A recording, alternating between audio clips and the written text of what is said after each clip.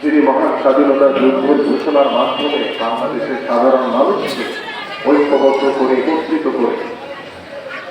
বাংলাদেশের মানুষকে উত্তেজিত করে দীর্ঘ 9 মাস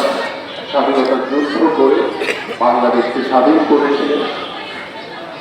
এবং বাংলাদেশ আজ থেকে একটি সুদৃঢ় অবস্থায় রয়েছে এবং বাংলাদেশের যে পরিপূর্ণ সংস্কার এবং 1971 সালের মহান স্বাধীনতা যুদ্ধের পরে যুদ্ধ বিধ্বস্ত জরাজীর্ণ একটি বাংলাদেশকে সমৃদ্ধশালী বাংলাদেশকে একটি আন্তর্জাতিকভাবে বাংলাদেশকে একটি সমৃদ্ধশালী শাসন ব্যবস্থা বাংলাদেশের সাধারণ মানুষকে যিনি ঐক্যবদ্ধ করে পথে প্রান্তরে গ্রামে গঞ্জে ছুটি বেরিয়েছেন আমাদের সেই মহান নেতা শহীদ রাষ্ট্রপতি জিয়াউর রহমানের 44তম শাহাদাত বার্ষিকী উপলক্ষে আমাদের পল্লবী থানাধীন 3 নম্বর ওয়ার্ডে আজকে সাধারণ মানুষ আপনাদের জন্য যে শাড়ি এবং লুঙ্গি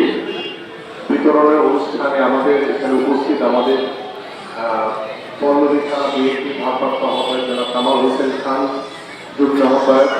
মসজিদুর রহমান আবির, আমাদের 3 নম্বর ওয়ার্ডের সভাপতি নজরুল ইসলাম নজরুল, সাধারণ সম্পাদক খায়ের, সাংগঠনিক সম্পাদক লালন সহ এখানে বিভিন্ন পর্যায়ে মুরব্বীরা রয়েছেন, শ্রমিক দলের বসির রয়েছেন, আরো অনেকে রয়েছেন। নাম বলতে গেলে সময় লাগছে কারণ পিছনে নামাজ চলছে। তারপর আমি কিছু কথা বলে আমি আমার ভাষণ থেকে যাবো আবার আসবো পল্লবীতে এবং বিভিন্ন পর্যায়ে নেতৃবৃন্দ উপস্থিত রয়েছেন এবং আমার সামনে পিতৃ সমতুল্য বাবারা রয়েছেন, মাতৃ সমতুল্য মায়েরা রয়েছেন। সবাইকে কৃতজ্ঞতা এবং ধন্যবাদ জ্ঞাপন করছি যে দীর্ঘ সময় আপনারা বসে আছেন। আমি শুধু সংক্ষেপে একটি কথা বলতে চাই যে আমি আপনাদের এই এলাকার সন্তান। আমি এখানে বড় হয়েছি ছোটবেলা থেকে। আমি দীর্ঘদিন বাংলাদেশ ফুটবল খেলেছি, নেতৃত্ব দিয়েছি বাংলাদেশ দলের হয়ে এবং বাংলাদেশের মানুষের